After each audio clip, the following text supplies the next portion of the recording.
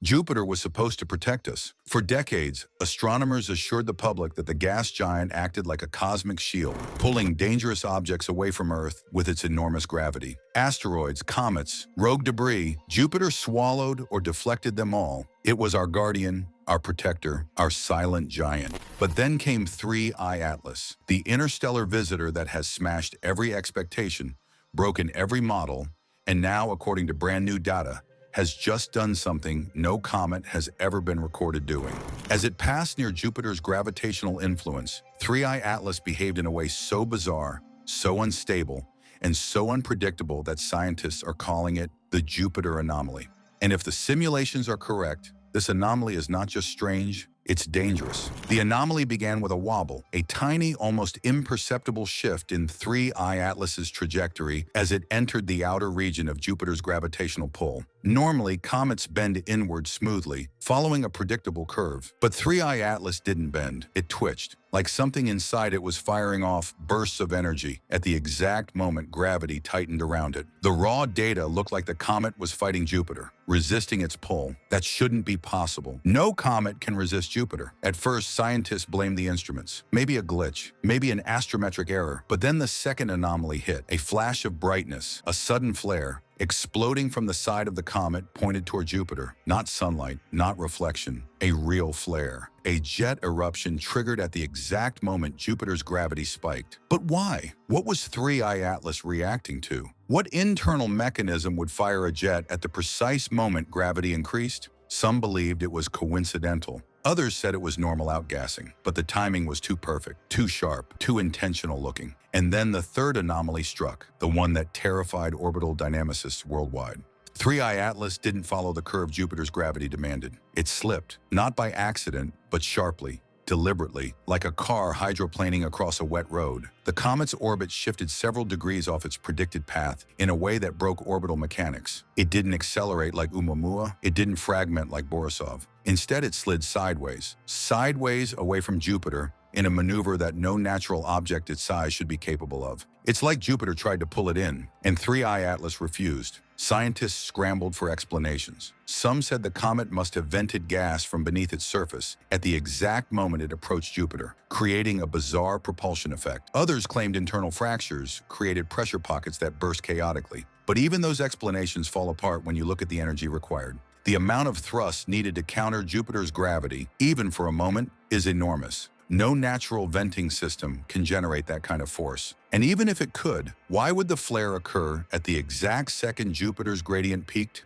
Why would the comet respond as if it sensed the pull, unless something else is going on? The real danger emerged when simulations tried to predict what the anomaly meant for the comet's future path. Every model, every program, every dynamic simulation began returning similar results. The Jupiter anomaly destabilized the comet's future orbit. Whatever happened near Jupiter sent 3I Atlas into a chaotic trajectory, one with higher unpredictability than any previous interstellar object. In simple terms, we don't know where 3I Atlas is going anymore. Jupiter should have stabilized it. Instead, it made it unstable. Some simulations show the comet passing by harmlessly. Others show it fragmenting. But a small percentage, the percentage no one wanted to see, shows a possibility of fragmentation trajectories intersecting Earth's orbit. The comet itself is not heading toward Earth, but pieces of it could. If the Jupiter anomaly caused internal structural failure, hidden cracks, pressure pockets, volatile cavities, then 3I Atlas may be entering the inner solar system like a wounded animal.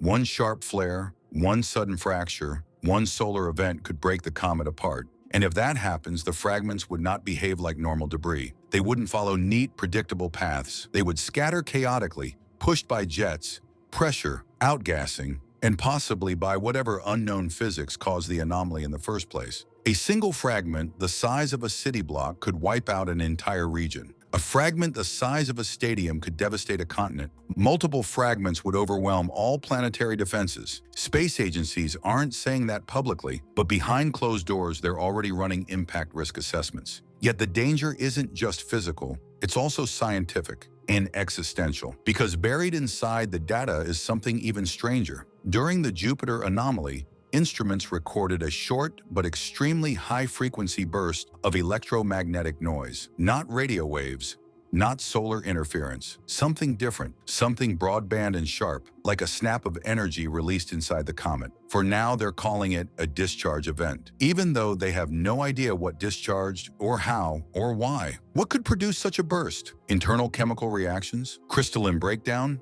Exotic ices cracking under stress? A form of interstellar material reacting to Jupiter's magnetic field? The last option is the one scientists hate the most, because Jupiter has one of the strongest magnetic fields in the solar system, strong enough to interact with charged particles inside any object that gets too close. If 3I Atlas contains materials that respond to magnetic fields in ways we've never seen, then the Jupiter anomaly could have triggered a reaction deep inside the nucleus, a reaction that destabilized the entire object. Not a flare, not a fracture, a transformation. Some researchers quietly propose that 3I Atlas may contain compounds that behave differently around magnetospheres, compounds that were formed in an environment far different from our solar system. If that's true, the Jupiter anomaly wasn't an accident, it was exposure, like dropping a piece of alien chemistry into a field it's never experienced before. Jupiter didn't just pull at 3I Atlas, it awakened it. The flare, the wobble, the orbital slip, the electromagnetic burst, all happening within minutes. That is not coincidence. That is reaction. And the dangerous part is this: we don't know what the comet is reacting to or what it's going to do next. What happens when it reaches Mars' orbit? What happens when it meets Earth's magnetic field? What happens when the solar wind intensifies? What happens when 3I Atlas gets close to the sun? Will it fracture?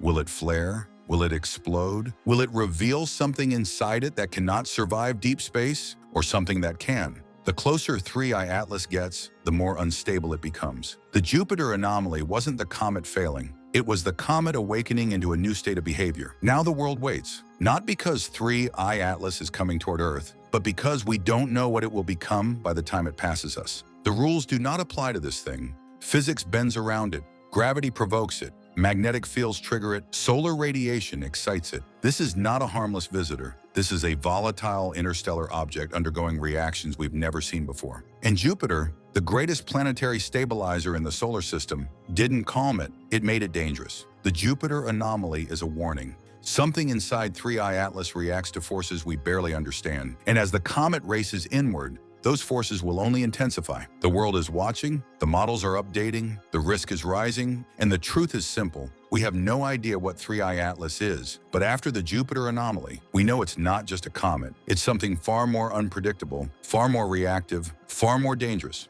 and it's heading our way.